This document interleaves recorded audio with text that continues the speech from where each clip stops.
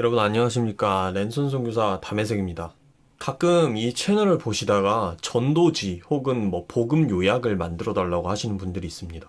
이에 대해서 오늘은 좀 말씀을 드리려고 하는데요. 왜 제가 복음 요약이 어렵다고 생각하는지에 대해서 얘기를 드리고, 그러면 어떻게 할 거냐에 대해서도 말씀을 드리려고 합니다. 저 또한 예전에 사형리 전도지에 언약, 부활, 소명이 빠졌다고 비판을 하면서 그것들을 추가한 칠형리 영상들을 만들어 볼까 고민을 했었습니다. 근데 올해 들어서 정말 많은 고민과 생각을 거치면서 사실상 복음을 요약해서 적거나 영상을 만드는 일을 포기했습니다. 여기에는 세 가지 이유가 있는데요. 첫 번째는 복음이라는 거는 사상일 뿐 아니라 세계관이기 때문입니다. 세계관이라는 거는 세계를 바라보는 틀이자 일종의 안경입니다. 이것을 바라봤을 때 어떤 관점으로 이것이 해석되고 이것이 보이느냐, 어떤 사건이 일어났을 때 이것을 어떤 관점으로 해석하느냐. 제가 좋아하는 C.S. 루이스가 영광의 무게라는 에세이집에서 이런 말을 남겼는데, 정확한 문장은 안 기억나지만 생각나는 대로 말씀을 드릴게요. 나는 아침 해가 뜨는 걸 믿듯이 기독교를 믿는다. 내가 그것을 볼 수 있어서가 아니라 그것을 통해 다른 모든 것을 볼 수 있기 때문이다. 복음은 인간과 세계를 해석하는 관점을 형성해주는 그런 사상이고, 결과적으로는 복음이 라이프 스타일을 형성합니다. 예수님께서도 나를 따르려거든 자기 십자가를 지고 나를 따르라고 말했죠. 또한 나더러 주여 주여 하는 자마다 천국에 갈 것이 아니라 오직 하나님의 뜻대로 행하는 자만 갈 것이라고 말씀을 하셨습니다. 삶에 아무런 영향을 끼치지 못하는 복음은 탁상공론으로만 끝날 확률이 높습니다. 근데 라이프 스타일로서의 복음은 말로 정리해서 한 번에 요약을 할 수 있는 게 아니에요. 삶 자체를 글이나 말로 옮겨온다는 것은 사실 진짜 어렵습니다. 특히 유튜브로서의 표현의 한계가 있습니다. 여기서는 제 일상이나 삶을 완전히 보여드리는 게 불가능합니다. 심지어 제가 어떤 사람인지를 보여주는 것조차도 한계가 있어요. 하다못해 브이로그를 한다고 해도 그것도 인위적일 수밖에 없습니다. 만약에 칭찬을 받는다면 10중 8구 자기 포장 덕분일 것이고, 비난을 받더라도 대부분 오해에서 비롯된 경우가 많습니다. 이거는 어쩔 수 없는 매체의 한계인 것 같아요. 이런 상황에서 제가 라이프 스타일로서의 복음을 요약하거나 보여준다는 것은 참 힘든 일입니다. 자, 두 번째 이유가 있습니다. 복음을 사실 굳이 하자면 요약을 할 수는 있어요. 반대로 마음껏 얘기하라면은 한도 끝도 없이 얘기할 수도 있습니다. 사실 그냥 요한복음 3장 16절 띡 던져놓고 이게 복음 요약이라고 말할 수도 있고, 24시간 동안 떠들으라고 해도 24시간 동안 떠들 수도 있어요. 그걸 앉아서 들어줄 사람이 없을 뿐입니다.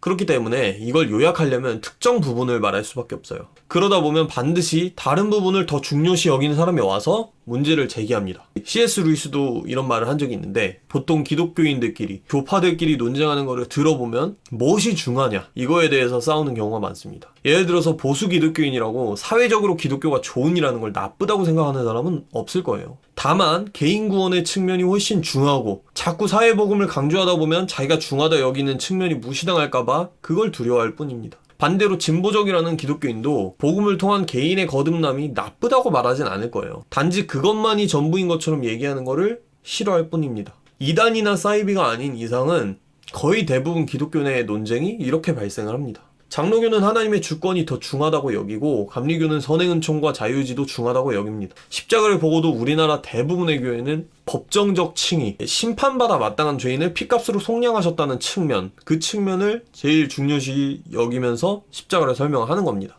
그래서 이것이 거의 십자가의 전부인 걸로 아는 사람들도 많습니다. 굉장히 많을 거예요. 하지만 바울은 사망에 대한 승리, 부활과 새 창조에 대한 전제 조건으로서의 십자가도 자주 강조를 합니다. 저는 이 측면도 똑같이 중요하다고 봅니다. 그리고 어떤 사람은 이 땅에 내려오시고 고통을 함께 공감하신 성육신적인 측면에서의 십자가를 더 중요하게 여깁니다. 존 스토트의 그리스도의 십자가라는 책이 있어요.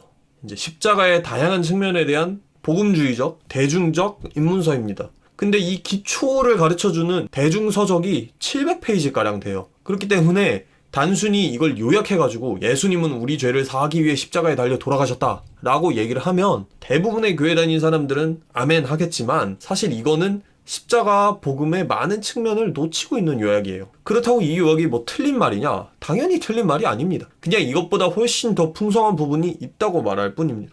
만약에 제가 예수님은 죽음과의 전투를 위해 십자가에 달려 돌아가셨다 이렇게 말하면 꽤 많은 사람들이 이렇게 반응하실지도 모르겠어요. 담에색님은 십자가에 대해 전혀 모르고 있군요. 이상한 공부에서 머리만 키우지 말고 성경을 보시기 바랍니다. 근데 저는 성경을 보고 말하는 겁니다. 고린도전서 15장 55절부터 한번 생각해 보세요. 사망아 너의 승리가 어디 있느냐? 사망아 너의 쏘는 것이 어디 있느냐? 사망에 쏘는 것은 죄요? 죄의 권능은 율법이라. 우리 주 예수 그리스도로 말미암아 우리에게 승리를 주시는 하나님께 나는 감사한다. 아멘. 여기서 한술 더 떠서 예수님은 우리의 아픔과 고통에 공감하시기 위해 십자가에 달려 돌아가셨다. 이렇게 제가 말을 하면 아마 더 많은 사람들이 뭐라고 할 수도 있습니다. 하지만 이 부분도 굉장히 중요한 부분이에요. 구약의 고통 중에 있는 욥이 하나님이 사람이었으면 좋겠다. 이렇게 몇 번을 얘기를 합니다. 이게 굉장히 실존적인 질문인데 그리스도의 성육신이 이를 해결을 하셨죠. 히브리서 4장 15절에도 우리에게 있는 대제사장은 우리의 연약함을 동정하지 못하실 리가 아니요 우리와 모든 면에서 똑같이 시험을 받았으되 다만 죄는 없으시니라. 아멘. 이런 측면들도 성경에 분명히 나타나 있다는 거예요. 그럼에도 불구하고 제가 어떤 측면에 집중을 해서 뭔가 복음이다 이것이 이렇게 얘기를 하는 순간 다른 측면들을 배제하는 것처럼 들려요. 제가 아니라고 얘기를 해도 그렇게 들을 사람은 듣습니다. 그래서 복음 요약이 되게 어렵습니다. 자, 세 번째 이유는 위에서 말했듯이 복음의 측면이 너무나 다양한데 사람마다 자기에게 와닿는 복음의 측면이 각각 다 다르다는 겁니다. 이거를 다 얘기를 해주면 좋겠지만 우리의 말을 들어줄 사람들은 보통 시간이 부족해요. 그래서 무슨 얘기를 하든지 결국에는 선택과 집중이 필요합니다. 성경에 이런 구절이 있어요. 전도를 할 때 이제 얘기할 것을 성령님께서 알려주신다는 구절이 있습니다. 어떤 사람들은 이 구절을 내가 복음에 대해 한마디도 할 줄 몰라도 그냥 그때가 되면 마법처럼 막 술술술 나오도록 성령님이 알려준다는 뜻으로 받아들이기도 합니다. 근데 해보신 분들 알겠지만 실제로 그렇게 되던가요? 저는 안 되던데요. 그래서 저는 이미 아는 복음의 정보 중에 이 사람에게 지금 이 상황에 어떤 것을 얘기해주면 가장 적합하고 좋을지를 성령님이 알려주신다는 뜻으로 해석을 합니다. 이 복음이라는 것 자체가 결국에는 인생의 깊은 단계에 대한 대화 중에 나오기 때문에 이거를 얘기를 해보려고 하면 사람과 사람 간의 그런 묘한 긴장감과 감정성 같은 게 좀 깔리게 돼요. 이건 아시는 분들은 뭔지 아실 거예요. 그 와중에 어떤 이야기가 이 사람에게 와닿을까 고민을 할 수밖에 없게 되죠. 이때 무엇을 이야기할지 지혜롭게 할 수 있도록 알려주시는 분이 성령님이다. 이거를 저는 믿는 겁니다. 그러려면 일단 복음의 풍성한 측면을 다 알아야 돼요. 그러려면 배타성부터 내려놔야 됩니다.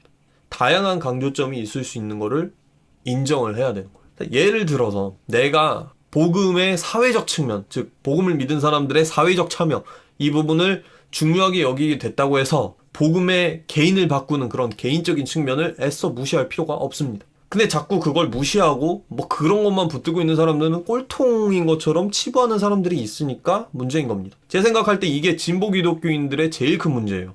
이런 거 가지고 막 다른 사람들은 멍청하고 꼴통인 것처럼 얘기하는 거. 저는 이거를 진보적 바리새인이라고 부릅니다. 그거에 대해서 얘기한 걸 띄워드릴게요. 자기가 옛날에 중요시했던 뭐 보수적 교리나 가치들은 뭐 다 이불킥감인 것처럼 생각을 해요.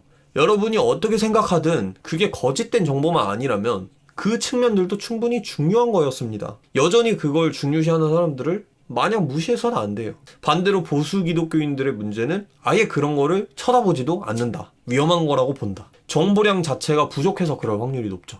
결국 무엇이 중하냐의 문제인데 그냥 둘 다 중하다고 인정을 하면 됩니다. 이건 오히려 복음이 그만큼 모든 사람의 관심사를 다 아우를 만큼 강력하고 풍성하다는 뜻이에요. 자, 결론을 내려보겠습니다. 복음을 요약한다는 건 너무나 어려운 일이다. 이거는 마치 태평양을 바가지에 담겠다는 말과 똑같다. 바가지에 담긴 물이 태평양의 물인 건 맞아요.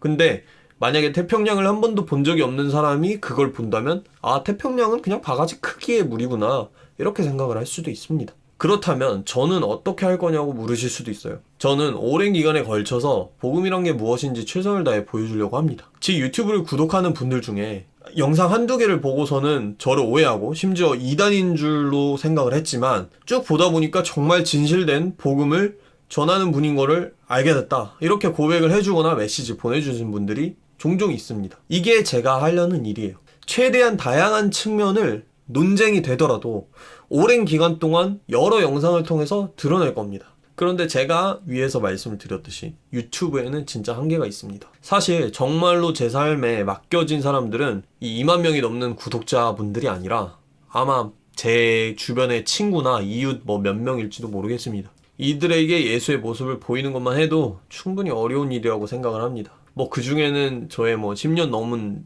친구가 있을 수도 있고, 뭐 이제 안지 얼마 안 된 교회에서 제가 섬기는 그런 아이들일 수도 있습니다. 오랜 기간을 두고 이제 복음을 산다는 게 뭔지, 또 복음을 통해서 무언가 다른 것들을 바라본다는 게 뭔지를 보여주려고 노력을 할 것입니다.